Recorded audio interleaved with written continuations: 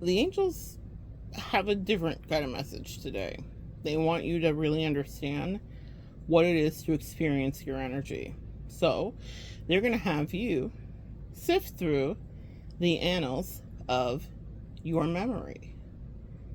I want you to think of the best smegsual encounter you've ever had. I want you to think of the thing or the person or the position or the moment that awoke in you, where you realize, like, oh, this is what smegs should be. Using the words because it's YouTube streets, you guys get it. This is what intimacy should be. I've never had somebody, let alone so and so, do it like this to me specifically. The first time that you woke up and realized that it wasn't just about whatever you thought it might be. And maybe you had a couple of partners, 2 or 3, and you thought, I'm pretty good at intimacy and I know my way around this and I'm comfortable in these moments.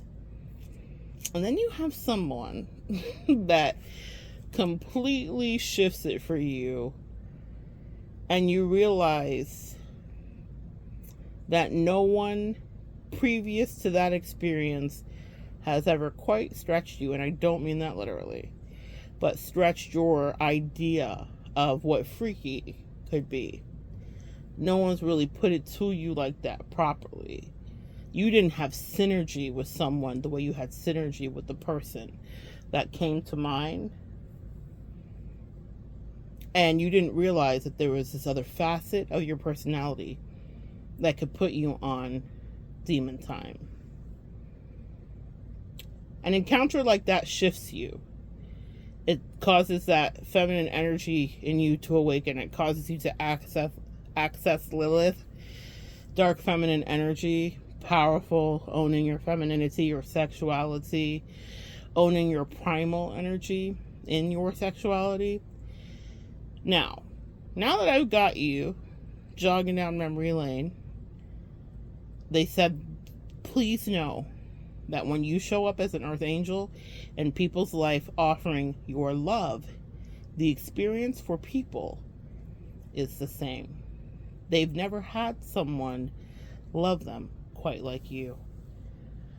Your love sometimes can be so foreign to people that they will question you. They may even try to intimidate you. They may even try to bully you because they will think this is corny because they've never had that kind of dream come true. But in your absence, their taste buds change. Once you're gone, they're craving to have another hit of the same thing that they may have been pushing away just because they didn't know how to be a good lover, quote unquote. In your face did they play, because really that's what it is. You remember the person that made love to you so well that you were like, oh my god, I learned some new tricks. Oh my god, next time I'm gonna do it like this. Oh my gosh, I didn't even know I liked that, sis. That part. That's how you break open people's hearts. You blow open people's hearts that way. And once they experience that kind of intimacy with you, they are craving it the same way that whoever put it on you caused you to do. You put it on people. That's what the message is today. Once they are loved by you, nothing else will do. They don't want to settle. They're disgusted by people who are willing to give themselves away completely, who are lacking in respect, who are begging, who are pleading, who are drowning in their codependency. It doesn't mean we all haven't been there. It just means that's not where we stay. And so when we show up in people's lives and they start playing games and trying to run us through hoops and take us through routes like this is an equestrian meet, we're not about that life. This is not the doggy Super Bowl at halftime. I don't need to jump through another hurdle or go under and through a tunnel to meet you. When I make earth angel emotional intimacy love to you, it's been properly and you will know it in my absence more than likely. It's something that shifts them. It is an activation spiritually. It is an alignment cosmically. It is a life changer for them in reality. It shifts them out of the matrix that they are living in. It causes them to awaken to truth. They have now eaten from the tree of good and evil. They cannot go back.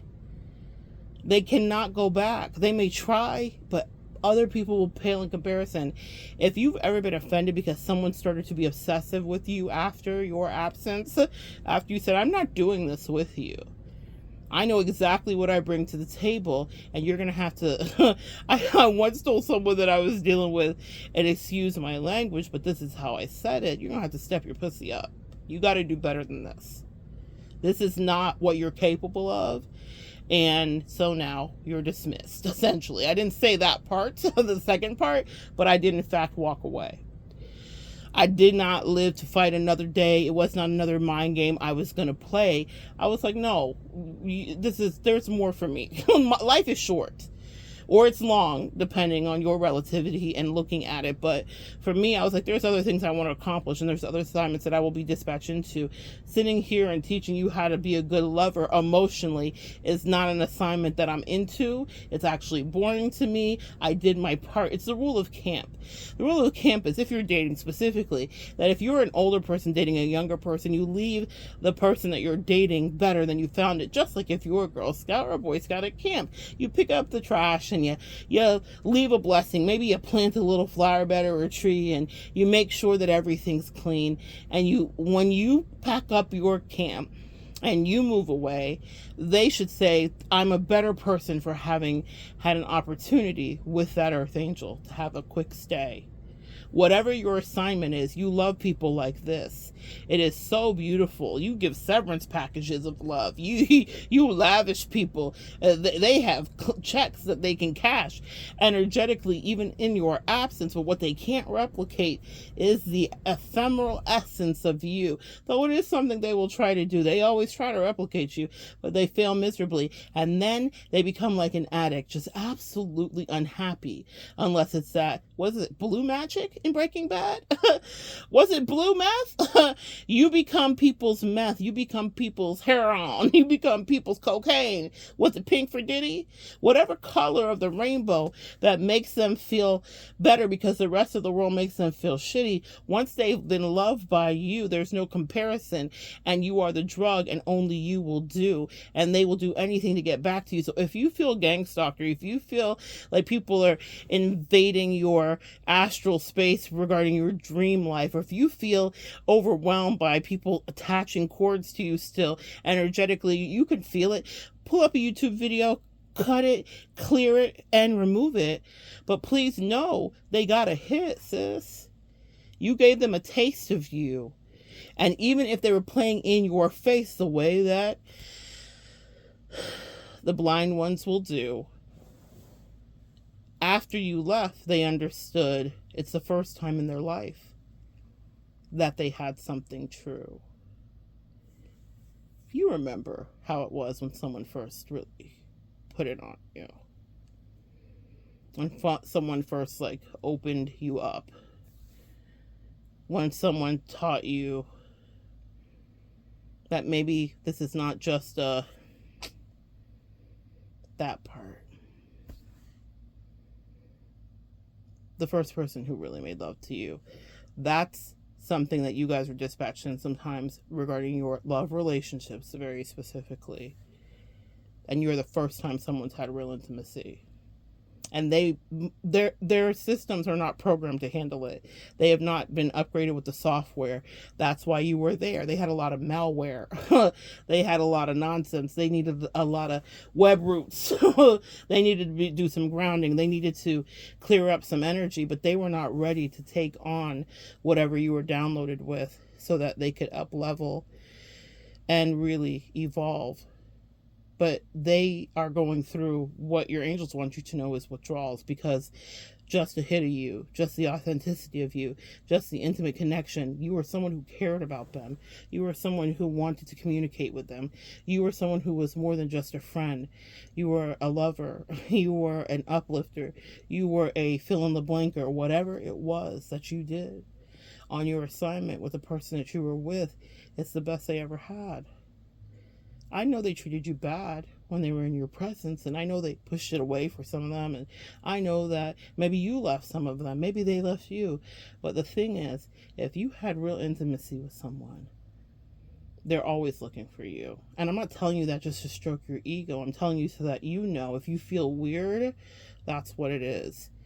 Because people will always want another hit. If you could go back to the best sex of your life, if you're not fortunate to be with that person currently, wouldn't you? Even no matter what other connections you have and what other obligations you have committed to, yes, you would. You would. Maybe if no one would know, could you have that one time? One more time? Give it one more go? And that's what they're wishing for. So when you feel that pull, send them whatever you want to, but tell them energetically, I call my power back. This is for me. I was in your presence in the 3D, and I tried to give you this love in reality, and you acted like you were too blind to see. So now, I hate it for you, but it looks like you're going to be strung out and longing for me. And that's the position that a lot of people are in. I'm so proud of you, my Earth Angel friends, because the reason they're strung out is because you love with authenticity, something they never had in all of their live-long life at their big ages or their younger ages, depending on when you intersected these people. They had never been fucked right, emotionally, that is. Until you, sis. So, give yourself a pat on the back and know what it is. But if you're feeling the strange energy that's not yours, then know why. It's because no one ever communicated, gave the tries, offered the connection, dove deep, and had the ability to really have the possibility of longevity. A lot of people think they want a relationship until the reality of the relationship surfaces. And it's not just playing house, when it's not just lip service and word of mouth, when it's actual showing up and doing the work. A lot of people, unfortunately, are lazy. They will be strung out forever, but if you were to stay with them, or even to allow them to spin the block, it would be you who would end up crazy, because there would be an energy transference. So the message here today, because I've got clients coming up, the angels did want me to hop on here to say this, is it's not for you to go back, and it's not for you to long. What would you long for if you're the one that knows more, or that loved more, or that gave more, or that implored them to be reciprocal and give back too, because you could see a future stretching out before you. You understood much bigger pictures than they did, because they had a very myopic, tiny, small focus. And that's okay. It's the same way that the person that woke you up smexually did. They had a way. They had a vision. They had a level of expertise. They didn't talk about it. They had to show you that they could have you on your knees. We don't say everything we can do. We show up and do what we are capable of and what we're dispatched into. And if people forfeit having the full big O before they really get to know,